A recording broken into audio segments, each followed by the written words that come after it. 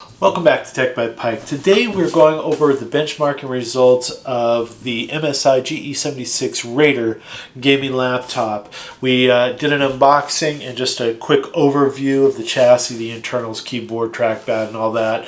And we posted that video already. But today we want to go over some of the benchmarking, some of the gaming that we did on this particular laptop. Here are the specs right here for a quick review. And there's a couple things that I was disappointed about in this particular laptop that was from the unboxing. Was a small trackpad.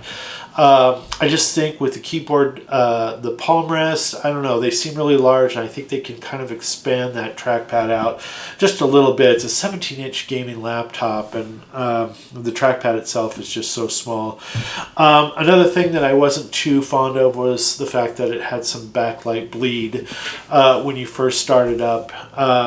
And that was a little bit of a red flag for me. A couple things I did like, though, was the I/O, plenty of it. You didn't have a full-size SD card slot, and a good amount of it's in the back here for better cable management. The screen is pretty decent. The keyboard is really good. Lots of opportunity for upgrading with this particular laptop. So that gets a thumbs up from me. So anyway, we're going to go ahead and check out some benchmarking, some gaming, and we're going to bring that to you right now. Let's get into it. This is the built-in 1080p Full HD camera, and it's not bad. I've seen better.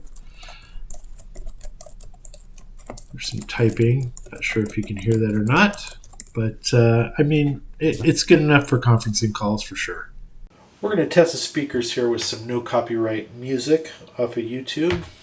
Let's see how loud we can get.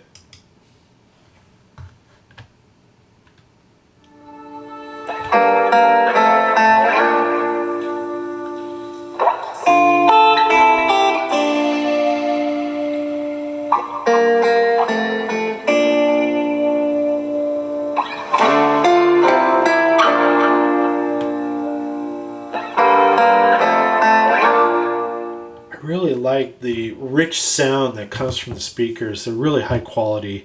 They're really good. The MSI Center is where you can go to do some monitoring of your laptop, the internals, CPU, GPU, fans, Wi-Fi, temperatures, clock speeds. So all very useful stuff. Under features, if you go to user scenario, and you can manually set the different types of performance you want the laptop to be. You can do core clock offsets and VRAM clock offsets, just like that. And then under fan speed, obviously, you can manipulate these fans and how much they can boost air out of the laptop to keep this laptop cool while playing AAA games. And then if you go back under features and general settings, this is where you would switch the MUX switch from discrete or MS hybrid to discrete graphics. And when you do that, it'll cause the laptop to do a restart. We did some screen testing with our Spider X Pro, and we got 87% of Adobe RGB, 100% of sRGB, and 98% of P3. I was a little disappointed in the brightness. The max brightness didn't even get up to around 300 nits. And I think if you're going to be paying this kind of money for a laptop, it should be better. But that's just my opinion. We performed some synthetic benchmarking utilizing 3D Mark, starting with TimeSpy. Our TimeSpy score was 13,864. CPU score was 14,624, and we got an excellent score compared to others online. We did Firestrike as well. We got a graphics score of 35,121, a physics score of 30,378, and a combined score of 12,884. Also, we got an excellent score combined to others online at 29,365.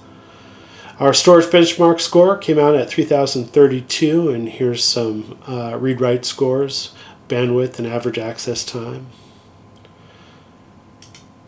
And then we have our CPU profile scores, and you can see the different threads and the scores that we got on those.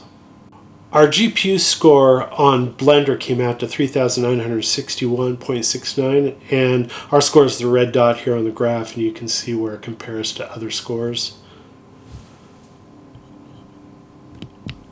We also did a CPU benchmark on Blender where we came out at 240.99, and the red dot is our benchmark comparison down below there. So we played some of our favorite games, and these games were set to high. The laptop was switched to the mux switch, and all settings were on high. And we played some Cyberpunk, where we were getting around 64 to 70 FPS on average. And Cyberpunk is really a resource hog. With Star Wars Battlefront 2, we were getting around 197 to 200 FPS, which is really good for that game, actually. And then God of War, we were getting around 119 to 123 FPS on average, which is pretty decent.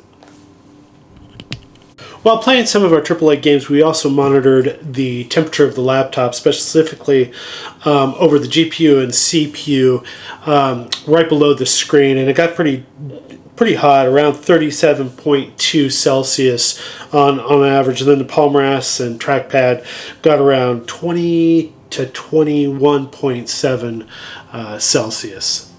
While playing our AAA games, we were also monitoring the fan noise, and it got between 51 and 52 decibels, which is not bad while playing AAA games.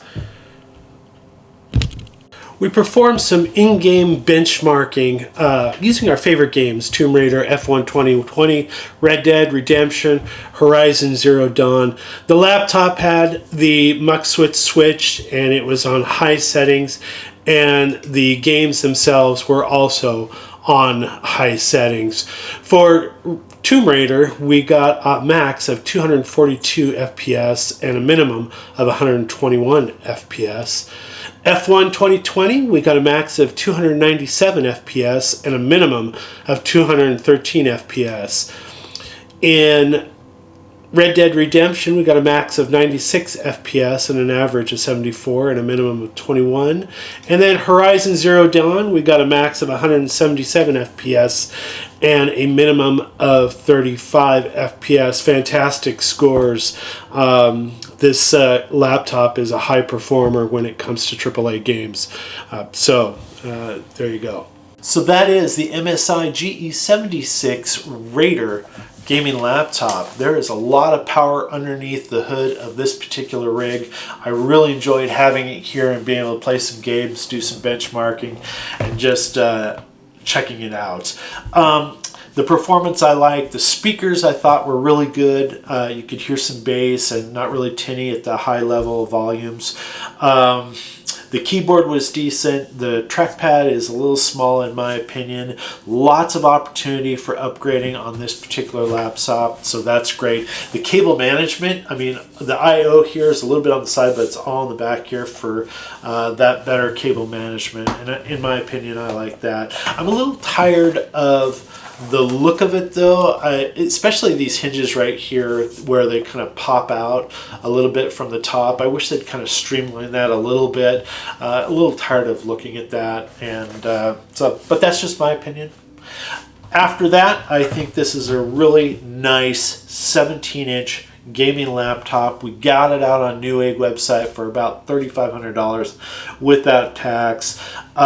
There's some other 17-inch gaming laptops out there, Razer Blade, Alienware, quite a few of them. I think where this price point sits is just right in the middle there. And if I was to look at a 17-inch gaming laptop, this would be at the top of my list. But that's just me. You make your own decisions. Anyway, if you like this video, go ahead and hit the like button. If you want to see more tech videos from Tech by Pike, hit the subscribe button. We appreciate it. It helps the channel. Not only that, it gives us an opportunity to bring more videos like this to you. And for that, we thank you. We'll see you in the next one.